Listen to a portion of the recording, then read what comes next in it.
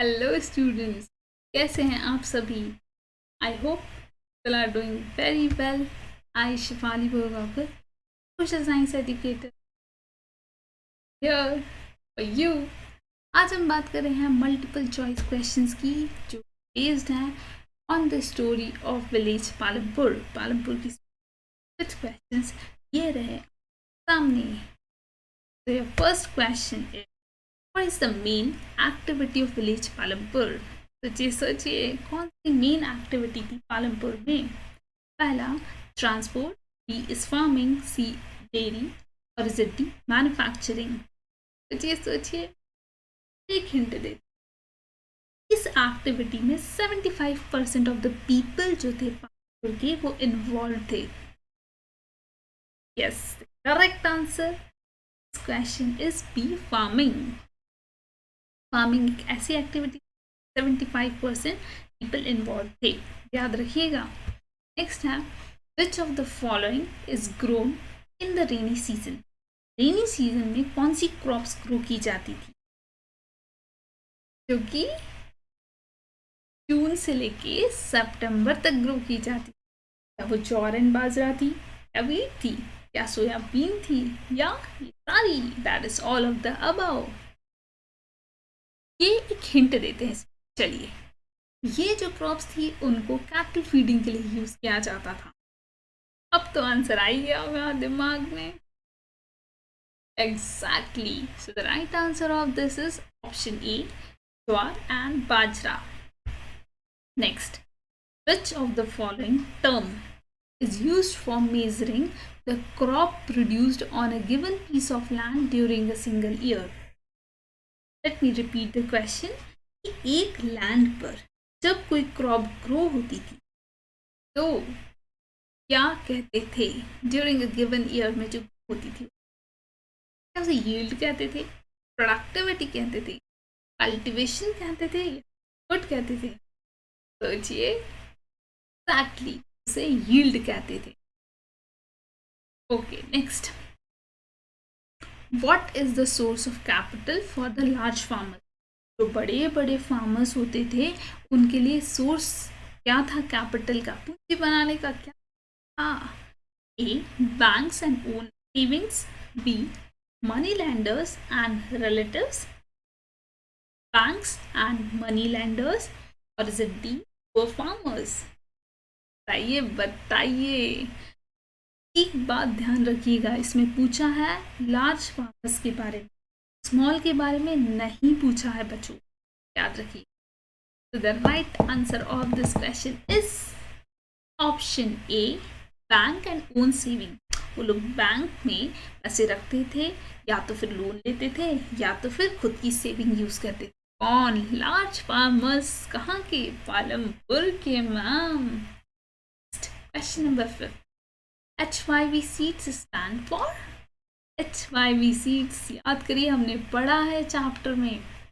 A, is it high yielding variety seeds, B, high yielding variety seeds? A option was heavy yield variety seeds, and option C, half yielding variety seeds, option D, none of the above। अब तक तो answer आ ही गया होगा, तो हम भी देरी क्यों करें, बता ही देते हैं। Answer of this question is D, high yielding variety seeds. Yielding variety क्या होता है? वो यील्ड ज़्यादा करवाती हैं वहाँ पे लैंड पे, उन सीड्स को कहते हैं हाई यील्ड वेराइटी। ये सीड्स चलो ऐसी सीड्स होती हैं जिसमें पानी ज़्यादा लगता है, सूखे सीड्स होते हैं ये, इनमें बहुत पानी लगता है, और ये आए हैं ग्रीन रेवोल्यूशन के बाद।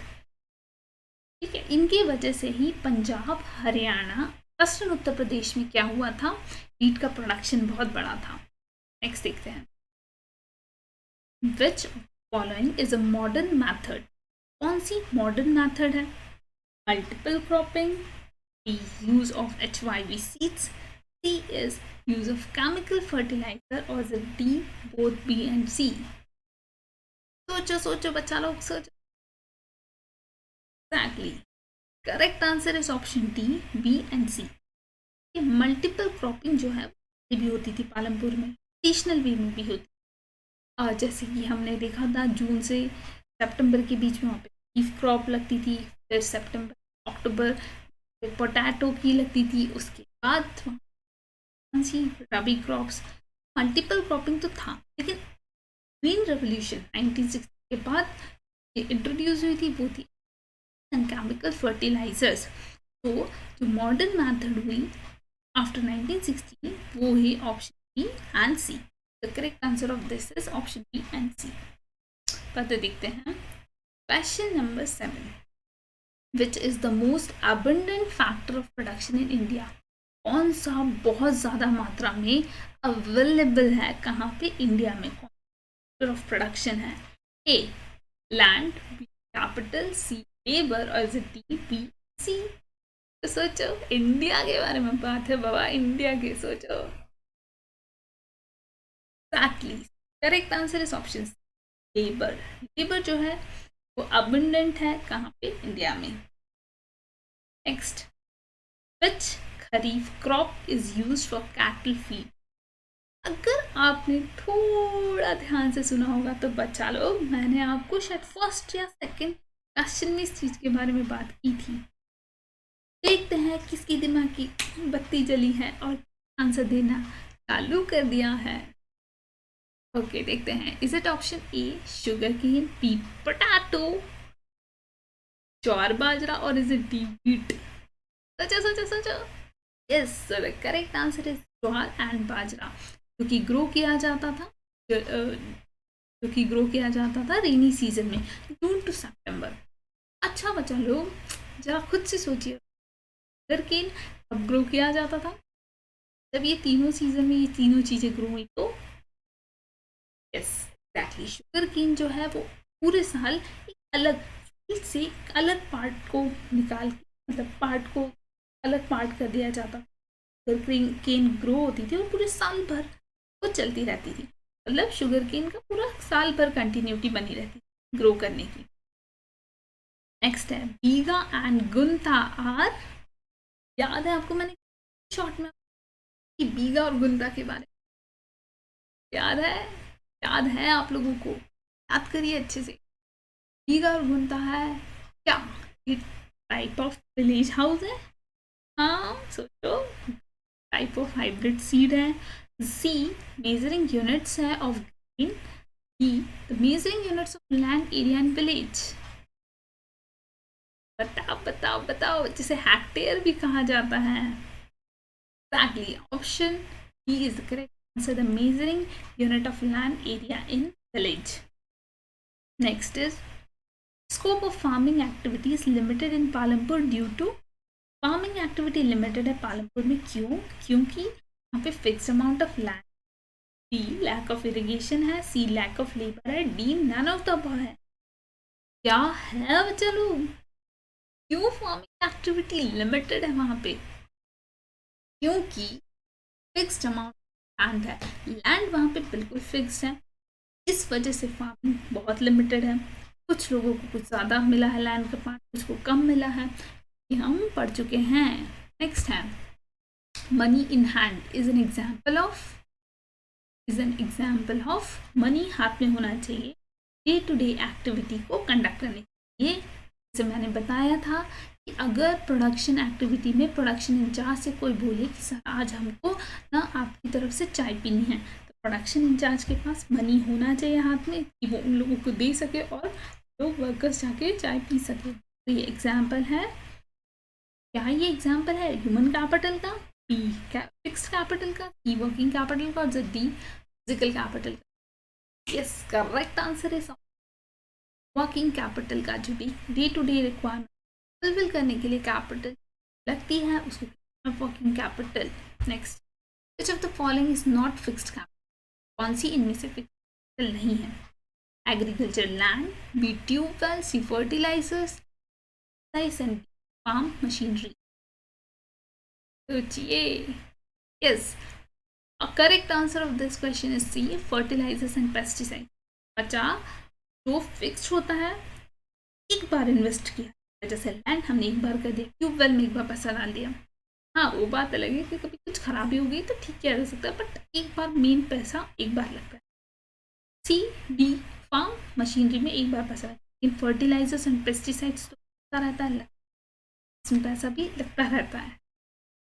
Next is when green revolution was started in India, कब हमारे देश में हरित क्रांति हुई, जिसकी वजह से यील्डिंग बढ़ी, जिसकी वजह से बीट प्रोडक्शन बढ़ा। क्या वो 1960 में आया था या वो 1970 में आया था, 1980 या 1950? बताओ मेरे यारो, बताओ। Correct answer is option A, 1960। Next, to grow more than one crop on a piece of land during the year is known as organic cropping, B, multiple cropping, production, or is it defarming? Exactly, the correct answer is B, multiple cropping.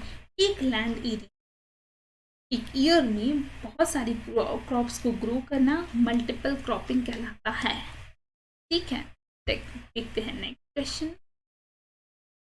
O students, पर question के आगे पता ही नहीं चला ना। अगर आपको याद होगा सब खट खट खट आप आंसर दे दो। Next is green revolution is related to milk production, grain production, fish production, or none of the above? The correct answer is B, grain production. Grain production से related ना green revolution. Which of the following is not a fixed capital? कौन सी fixed capital नहीं है? Agriculture, land, tubewell, fertilizers, pesticides, or is it D, farm machinery? Correct answer is fertilizers and pesticides. Next is scope of farming activity limited in Palampur due to, वो बहुत कम था पालन farming activity. क्या fix amount of land था, lack irrigation, lack of labour, none of the above. Irrigation की facility अच्छी थी, लेबर भी अच्छा खासा मिलता, अभी हमने देखा अबंडेंट अमाउंट में मिलता है लेबर, तो फिर बचता क्या है, fixed amount of land. Exactly, fixed amount of land जो है उसकी वजह से फार्मिंग एक्टिविटी लिमिटेड है पालमपुर में। Next question, scope of farming activities limited in Palampur due to, अरे भाई क्वेश्चन तो रिपीट हो गया, बताइए, चलिए आंसर दीजिए। वी हैव वन क्वेश्चन जो एक्स्ट्रा में मैंने रखा है, तो ये 20 क्वेश्चन आपके पूरे होंगे, डोंट वरी। आंसर तो हमें पता ही है, इसका answer fixed amount of land.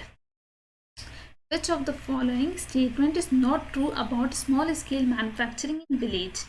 कौन सा स्टेटमेंट सही नहीं है? Not A, farmers engage in it to supplement their income. क्या फार्मर्स मैन्युफैक्चरिंग में इसलिए इन्वॉल्व होते थे ताकि वो इनकम का एक और जरिया बनाए। B, farmers take help of their family members. क्या फार्मर्स हेल्प लेते थे अपनी फैमिली मेंबर्स की? बताइए, सोचिए। The production is done mostly at home, और is it D, must produce article for their own use? देखिए exactly, ये तो सही बात है कि छोटे छोटे जो वो क्या थे, पैसा उनको फील्ड से नहीं मिलता था, तो वो सप्लीमेंट इनकम का एक और जरिया बनाने के लिए वो क्या करते थे, मैन्युफैक्चरिंग में इन्वॉल्व होते। मैन्युफैक्चरिंग भी है, यस, फार्मर्स अपनी फैमिली की हेल्प लेते थे, हम क्या बोलते हैं, फैमिली लेबर्स कहते हैं, में इन्वॉल्व होते थे फैमिली लेबर्स कुछ चीज़ें बनाने में छोटी मोटी। अब the production is done mostly at home. Exactly, बड़े बड़े लैंड या बड़ी बड़ी जगह पे बनाए नहीं जाते थे जो स्मॉल स्केल मैन्युफैक्चरिंग के आइटम्स थे, तो उनके लिए क्या जगह बचती थी, घर बचता, घर में या छोटे छोटे फील्ड्स में जाके लोग बना के कुछ सामान, जैसे था एग्जाम्पल पॉट बनाने वाला जो था घर पे बैठ के बना रहा था, इस तरह से छोटी छोटी चीज़ें घर पे।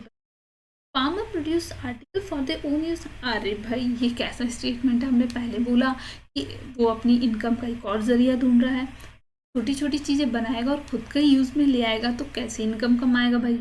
गलत स्टेटमेंट है ना? एग्जैक्टली गलत है। तो correct answer of this question is option D, that is farmer produce article for their own use. Next, the states that were the first to try out modern farming methods are. कौन से states ने modern farming methods को? Punjab Haryana western UP, B Punjab Haryana eastern UP. Confusing statement है students, ये ऐसे question में बच्चे बहुत गलत कर देते हैं और they end up getting bad marks. Punjab, Haryana, West Bengal, Orissa, West Bengal and Gujarat. बताओ बताओ बताओ, कंफ्यूज नहीं होना है बच्चों, कंफ्यूज नहीं होना है प्लीज। तो the correct answer is Punjab, Haryana and western UP. Eastern नहीं, वेस्टर्न यूपी। इन जगह में मॉडर्न फार्मिंग मेथड बहुत फली फूली, बहुत यूज में आई। क्यों? क्योंकि ग्रीन रेवोल्यूशन के बाद HYV सीड्स का यूज हुआ। HYV सीड्स को पानी बहुत लगता है and Punjab, Haryana, western UP में पानी भरपूर मात्रा में अवेलेबल है। पंजाब में तो भाई 5 नदियाँ बहती हैं, हरियाणा में भी। वेस्टर्न यूपी की अगर हम बात करें वहाँ पे तो स्वयं गंगा जी बहती हैं, है ना। तो यहाँ पे तो पानी की कमी नहीं है, चूँकि पानी नहीं है तो किसी भी तरह की कमी नहीं थी, इसीलिए यहाँ पर मॉडर्न फार्मिंग। नेक्स्ट देखते हैं 21 question. As what I promise कि एक क्वेश्चन रिपीट हो गया था, तो जिस वजह से हमने एक और क्वेश्चन ऐड किया है। Which area in India has a low level of irrigation? किस एरिया में लो लेवल ऑफ इरीगेशन है? क्या वो कोस्टल रीजन है, क्या वो रिवराइन प्लेन है, या डेक्कन प्लेट्यू?